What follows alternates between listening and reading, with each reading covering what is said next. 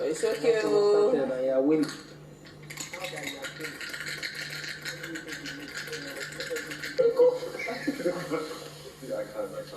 I'll let you go. Come on, take him.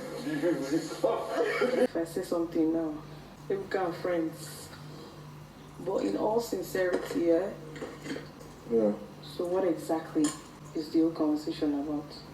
That you feel the need to turn on your voice? You know the drill. Please check my Instagram for the full video. My Instagram handle is going to be in my description box, so please go check that out. Hi guys, welcome back to my channel. If this is your first time here, you're most definitely welcome. This is a good time to subscribe. If you're a regular viewer, thank you so much for always coming back to watch my videos.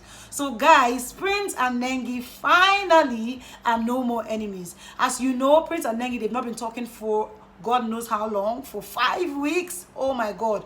5 weeks, yeah, if I'm not mistaken. So, but then this past 2 weeks, you know, Big Brother kept putting them together in the same team to work together. When they were working together, I'm like, oh yeah, they're going to talk. Yeah, they're going to talk. But right after their task, they'll just go back to being enemies. And I'm like, how do they do this thing? Like, I feel like it's so difficult to do. But two of them, the thing just comes really easy for them to just become enemies again. But yesterday, they were put together again in the same team for the Darling task. And they worked together. Prince had to make her hair, you know, so they worked together. At the end of the day, they won the task where they were given 1 million naira each. And they were really excited. I don't know if this is the reason why they became friends again.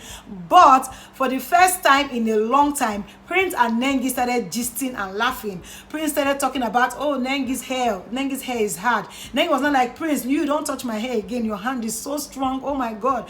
That's why I won't allow you to touch my hair. That's why I've never really allowed you to touch it. Your hand is so strong. So the shots were joking back and forth. I felt like, okay, it was going to pass. This is this. But later at night again, I saw Prince and Nengi playing Ludo. I say, this Ludo game that they've turned to a game of love. That's how Nengi and Prince were playing Ludo. This was, no, 2-1, 3-1. I say, it was looking as if their friendship is coming back. But then again, I don't understand why Prince constantly keeps nominating Nengi for eviction. I don't know if there's anything that is holding against her, or he has said it before that it is about the game, and if he has to put you up, he feels like you are a strong contestant, so he's going to put you up. I don't know if he thinks that Nengi is a strong contestant, that's why he's putting her up, or he just, you know, feels like, oh, we're not talking, so what's the need, let her be going. So but then I don't know, Nengi voted Prince to leave for the first time this Sunday, so I don't know what it's going to be. I don't know how their friendship is going to be like. I know that definitely it's not going to go back to the way it is. What do you think? Because for me, I feel like it's not going to go back to the way it used to be. But then again, let us see how it goes. I'm just really glad that they are talking again. At least all those enmity thing is becoming too much. The atmosphere is just somehow, I even wonder how they were able to do it, for they did it very well, like as they bond and come out from the house, they know the talk says. Anyways, let's move on from that and talk about Nengi and Ozo. Nengi and Ozo were playing love last night. If you see love, the way these people they play, that's how Ozo came out of the bathroom. As he came out, Nengi was shirtless, so Nengi was not trying to tickle him. She was not calling Vivi, come and tickle him, hold him for me. Oh, you come, you run. I will tickle you today. I said, oh yeah, now that's how he was not wearing his microphone. So V now noticed and told him, also, you're not wearing your microphone. He was not like, oh yeah, don't say anything, Nengi, don't say anything. Let me quickly dress up and wear it. So just as they were thinking that they were smarter than Big Brother, that's how Big Brother just said, Ozo, your microphone, hey, that's how Ozo just rushed, went to hold Nengi. Oh my God, you know. But yeah, after that time, they laughed about it. Nengi was not like, oh, sorry, I'm sorry I really made you talk when you're not wearing your mic. And oh, that's how Dorothy now met Ozo. Dorothy and Ozo were now talking. Dorothy was just telling Ozo that I don't understand what's going on with you and this your whole microphone infringement thing. I feel like if it's me, they query me for something that I did once, it is never going to happen again. But for you have been warned several times for this microphone thing. What do you think the issue is? Is it that you're losing focus? Because I feel like you should take your mind back to when we came to the house. Like, there was no infringement anything that first time. So what is it you are doing wrong that is now bringing you to this place where they are calling your name every time for microphone, especially because it is the same issue, the same problem? She said she was not going to say this, but she feels like it was when he got close to Neo that he became, you know, careless about him talking, you know, low, reducing his voice to talk. That why does he feel the need to reduce his voice when he's talking with Neo? She was like, when you had your first track, when they played that video, it was Neo you were talking with. So why do you need to reduce your voice when you're talking? She's not like, for her, she feels like if she's talking to anybody, she's talking to you. She doesn't talk about people's matters in their back. which I disagree. But then let's move on.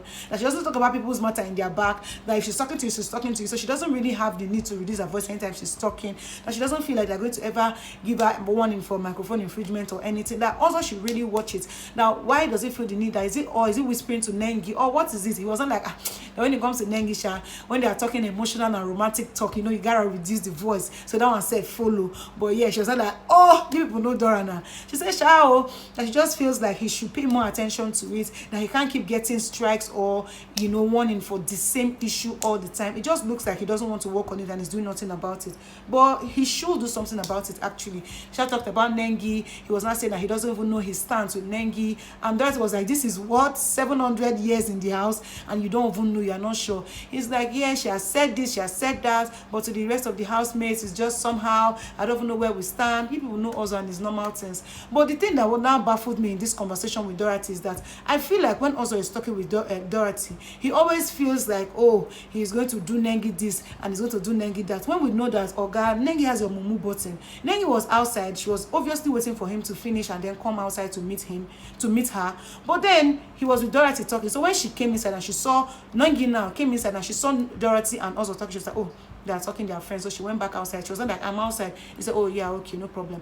You know, say telling Dorothy, I'm not going to go outside. I'm like, on our 2 they call, which one be you are not going to go outside? I feel like Ozo is giving Dorothy the impression that, oh, Nengi is the one that wants his attention. Nengi is also doing a lot of things to make their relationship, whatever it is, their situationship work.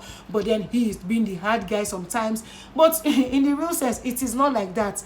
Oh God, there's no need to be trying to prove points. We that we are watching, we are seeing it. I don't know why he keeps doing that. But anyway, that's what's up. I saw an interview with Lucy. I'm going to insert it somewhere here. I don't think it was about Lekon at all, because what do you think it was about? He started at the party. Right. She sees Nengi talking to Kid, and then she goes in between, like backing Nengi and facing Kid and talking. And next thing I see her talking to Nengi. But I noticed that Nengi died the matter before it even arose. And then I think I threw in a little bit of charcoal into the fire that was already dying. When I told Erica that actually I find Nengi and Kid more interesting to watch than herself and Kid Wire. Lucy was in an interview and they were asking her about the whole Erica's disqualification and why she thinks that Lekon was involved in it and why Lekon has a hand. She was like, she doesn't even know why Lekon was dragged into this thing, that the whole thing started from the party. That from the party when Erica was getting upset with Kid Wire for dancing with Nengi or talking with Nengi.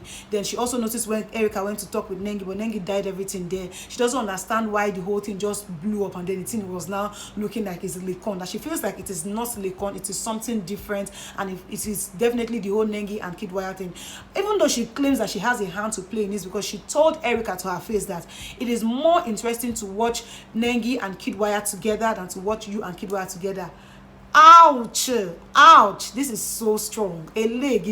How would you say something like that to Erica? You know, she was like, she feels like that thing also got to her. No, she didn't say it to her that day, she has said it before, but maybe the thing messed with Erica's head, so she just decided to go and, you know, do something about it. So she feels like it is that Nengi and Kid Wire thing that is getting Erica upset, but she just transferred the aggression to Lekon. What do you guys think about this? Let us talk in the comment section below. So guys, this is all I have for you guys today. They are talking about the whole Patricia task. I don't know how it's going to play out, but whatever it is, I'm going to get back to you. Until next time, I'll see you on my next one. Bye guys.